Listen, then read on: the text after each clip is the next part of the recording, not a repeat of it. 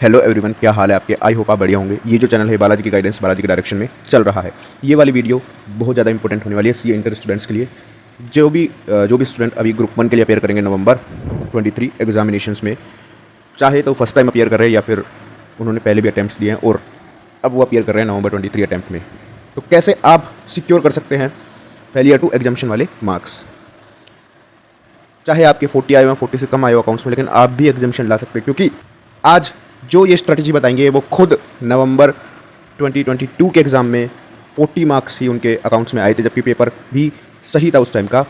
और अभी का पेपर जो था वो मॉडरेट कैटेगरी का था अकाउंट्स का, फिर भी उन्होंने एग्जामिशन स्कोर किया है। तो क्या स्पेशल उन्होंने किया, क्या एक्स्ट्रा एफर्ट उन्होंने लगाई और क्या स्ट्रेटजी उन्होंने लगाई, ये चीज़ आज आपको पता चलने वाली है, जो आप भी फॉलो करके आप भी अकाउंट्स में बहुत ही अच्छे मार्क्स को सिक्योर कर सकते हैं।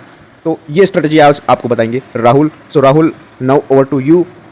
एंड अब राहुल आपको स्ट्रेटजी बताएंगे और आप ध्यान से सुनेंगे, नोट करेंगे और इम्प्लीमेंट करेंगे। So let's start. Guys, Rahul this side. So आज कल्पित भैया ने मेरे को एक अपॉर्चुनिटी दी है कि मैं अपना एक्सपीरियंस शेयर कर पाऊँ सी इंटर अकाउंट्स की एग्जाम को लेके। सो फर्स्ट ऑफ ऑल मैं बताना चाहूँगा कि in November 22 exam I got just 40 in that paper and from there on in this state attempt I got exemption in that paper.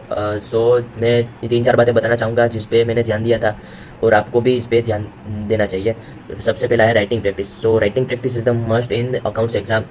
आपको writing practice को जरा भी इग्नोर नहीं करना चाहिए, क्योंकि अकाउंट्स का एग्ज़ाम इतना टफ नहीं होता, बट इजी प्लस लेंथी होता है, जिससे मतलब आप पूरा एग्ज़ाम ही लिख नहीं सकते अगर आपने राइटिंग प्रैक्टिस सफिशिएंट नहीं की हो तो।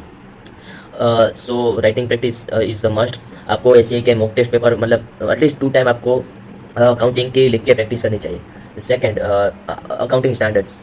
आपको अकाउंटिंग स्टैंडर्ड को जरा भी इग्नोर नहीं करना चाहिए, क्योंकि that portion consumes at least 25 marks in accounts paper.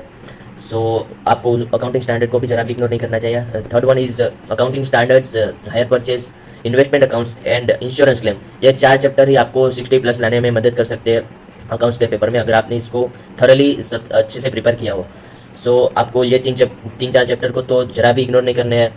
And fourth is give mock test paper of ICAI and focus just on ICAI material, ICAI module और RTP MTP पे। और आपको और कोई रेफरेंस बुक या उससे कोई प्रिपरेशन करने की ज़रूरत नहीं है। ICAI मॉड्यूल ही इनफ है आपको 60+ लाने में अकाउंट्स के एग्जाम में। सो ये बातें थी जो जिस पे मैंने भी ध्यान दिया अपनी प्रिपरेशन में। So thank you guys.